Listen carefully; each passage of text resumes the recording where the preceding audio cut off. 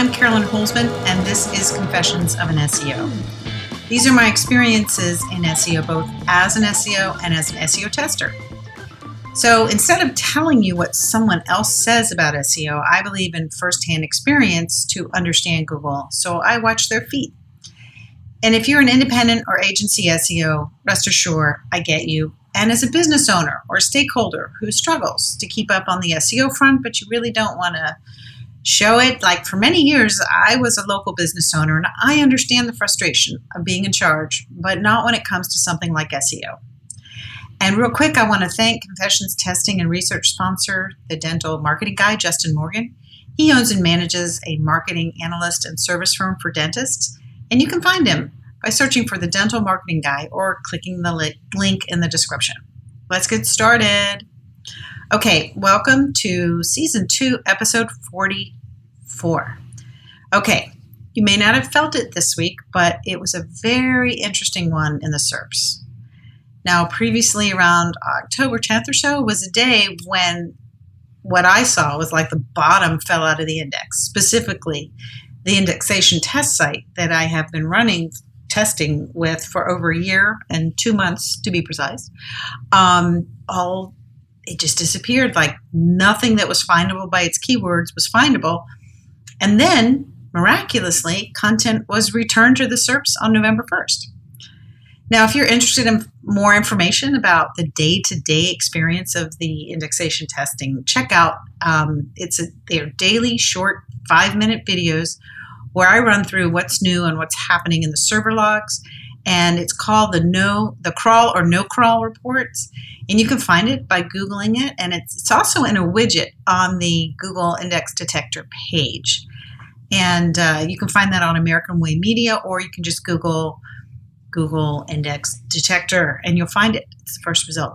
Okay, so today I kind of want to talk about something that doesn't really get a lot of, shall we say, critical feedback. But it appeals to the people who like to do 10,000, 20,000, 50,000 page site types of projects. And I'm probably not going to be popular in some recesses of the internet when I say this, but I kind of want to say mass sites with a local component are not all they're made out to be out of the box. Now, what the hell am I talking about? If you're not in SEO, there's software that can basically use a spreadsheet and can sort of push a button and whoosh, you've got all these pages. Now, it's kind of like the affiliate play, where you're a lot of agencies, when you're only working on client sites, you're not building up any assets of your own. And so it makes a lot of sense to want to have assets that are owned that you invest all your SEO knowledge on, but they can't walk out the door because you own them. So a lot of agencies develop these sites and they lease out the individual pages to local businesses who are wanting to have new leads and prospects for their businesses. And I like it. Don't get me wrong. I love having assets. 7 years ago or so, I met a now former business partner after we had both bought the same product, which included the ability to sort of pump out gobs and gobs of pages, a niche with a city.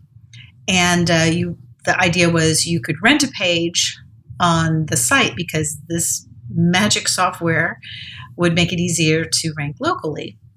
And you would find a business that would rent the page, and then there was some kind of overlay that you could attach so that business, when anybody searched for that, and let's say that page was ranking for that term, someone would click on it and they would actually see the actual site of the actual business owner. And basically, it's a templated site page. Let's say it was be designed to rank for something, say Plumber Austin. Now, it could be Miami Plumber or Dallas Plumber. The point was that it was a lot of pages that were pretty much all alike, more alike than dissimilar for sure. and you were to rank for those terms, and then getting that, let's say once you got it to page 1, you be renting the traffic essentially to independent business owners like plumbers. So you might charge, I guess instead of what you would charge them to SEO their site, you put your efforts into your own site, and then you're renting this page. So if the business owner wants to quit, you haven't given your intellectual property to their site, so they can just walk off with it. So you can see why I call it the affiliate type play. And in that, the SEO goes into the mass site, and the business rents the page. And this is how it's sold. If you had 100 pages ranking in various localities, it would be a no-brainer to charge businesses $500 a month to rent it, and that's a sweet little package of $50,000, give or take, per month, and everybody lives happily ever after. You can see why they're so attractive. And this is often referred to as scale. Agencies love to use this word, scale. Push button productivity, very little human effort, very little customization between pages. Yeah. And when you look at what you can do with a CVS file and a tech stack, and suddenly within minutes you can have 5,000 or more pages, in just like blink an eye, and bam, you've got this amazing site, and everybody's like, wow, let's book the Lambo now. Hold the phone. You've got scale, all right. But what no one tells you is that, yes, you can scale your way right into mediocrity. Well, gee, Carolyn, that's pretty harsh. Well, that particular site principle and format and everything, that did have a time where it worked out of the box. Kind of like, 2013, 2014, 2015, let's say, and out of the box. Well, right now, as it is, out of the box is a little out of luck. I'm working up to my eyeballs in projects whose backbone is essentially this. So I am sharing my firsthand experience, like, look at your clock. All right. It's today. I'm doing it. So, but here is my holy grail for local. And that is the primary service terms that, like things like hot water repair or lawn mowing service or mobile mechanic, when those types of terms are searched without any city modifier. So I'm talking about you rank for hot water repair instead of hot water repair Austin. So when you search it without the city, do you show up? Now, a lot of SEOs think, well, if you just shove enough Austin everywhere and throw a lot of backlinks at it, you'll get it to rank for whatever term you tell Google. Now, keep in mind, I'm talking about thousands of pages on the same domain. None of them associated with any particular business or any particular location. Yeah, let's do that. I was working a couple of years ago at another agency, and there was a lot of effort that went into rank exactly these types of things over a lot of different services. And it was frustrating because you do a lot of work and you'd see zero progress or slight progress and then nothing. And Google stopped indexing pages, would canonicalize some to others. Oh, and that particular joy to the one that no changes could actually be made to the pages, to the content on the pages. It had to be done through a third-party Google thing that used JavaScript.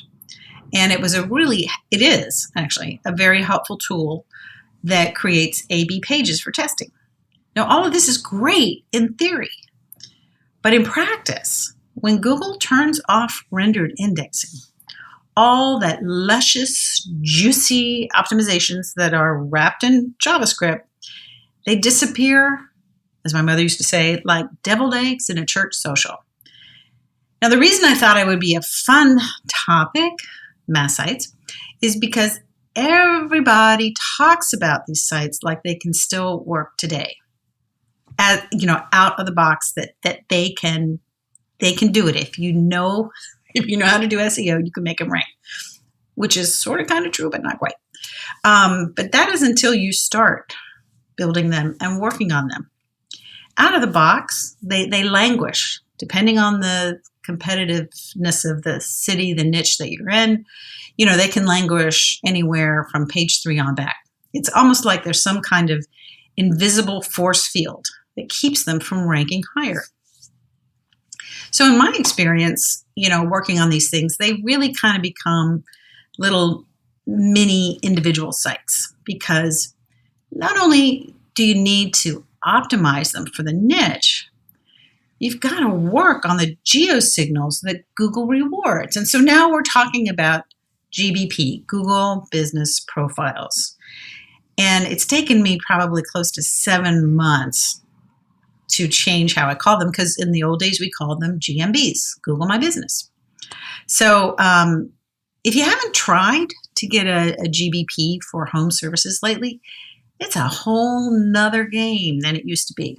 And the days of pretending to be a business to get one are, well, let's just say you really need to have a certain amount of tolerance for volatility. Building an entire business empire on GBPs, to me personally, feels a bit like investing in crypto. It might work great one day, and then the next, you're the mayor of New York City and your salary check is effectively 30% less. He was getting paid in crypto, Bitcoin actually. Okay, well, that may be great for some, but it's really not for me. It's like I want assets, but I don't want them like that. And so, what are the advantages, let's say, of a big niche site for local? Well, there are some. The authority you build up is because like every backlink for all your individual pages works for the domain. And there's a tipping point where you potentially get to the point where you could either be mediocre or a little reckless with your SEO, but it doesn't hurt you in the same way that it can hurt a smaller site. Uppbeat talks about that all the time, that, bigger sites, once they achieve a certain, we used to call it page rank. It's probably still page rank, but we just don't know because Google pulled that back in and made it private.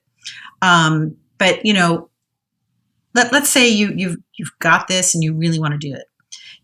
Can you lease pages out to a business across the country or businesses across the country?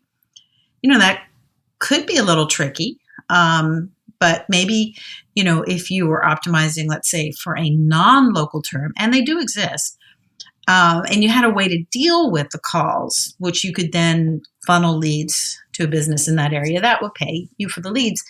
In my books, for me, that would be a nightmare. But, if you find somebody who loves that kind of business, put them in charge of it, right? But when it comes to accounting for the shifts in the maps, algorithms, and the organic for local, better know what you are attempting to get involved in. It gets real, and it gets real, real fast. So I don't know, if I were building such a site, I think I would do it as a directory. It would be like a company asset and businesses listed in the directory. It could be a source of revenue. Not as much like it's lead generation, but if you had enough of these sites, that might be the way to do it for it to be lucrative without the craziness of trying to compete in maps. Either way, you're going to go down the thorny path regardless. Now, before I let you go, I do want anyone interested in I have a forensic SEO training, and I will be teaching that in January. And you can go to the sales page to get on the early bird list, forensic SEO training. Let me say that again, forensicseotraining.com. Now, someone suggested that I might want to offer, early birds a chance for a last minute tax deduction by offering a special price for those who pay in December. And so I'm going to think about that. But I just want to make sure if you want to do that, just go there and just sign up to be on the list. You're not obligated to sign up. All right, now next week I'll be at SEO Rockstars in Dallas, and it is possible that I'll put together an episode, but it might not be out next Friday. And that'll be like the first time I think that's happened since I started doing this. So pray for me. If any listeners are going, make sure, if you will, come up and introduce yourself. I'd love to talk with you and just hang out there. It'll be fun. Well, that's going to do it for today. Remember, catch the daily Crawl or No Crawl reports. You can find them in YouTube. Just search for Crawl or No Crawl, and you'll see it. Click the link in the description. I'll also have it in there. Thank you for being a listener. Thank you to the sponsors of Confessions that help support this work for themselves and others. And thank you to Justin Morgan. If you would like to support this podcast and SEO research, there'll be a link in the description. Please subscribe. If you haven't settled on one source and you're listening and wondering how you can find your way back here again, just Google Confessions of an SEO. You can't miss it. It's been my pleasure to be with you. Thank you for your time, and I'll see you in the SERPs.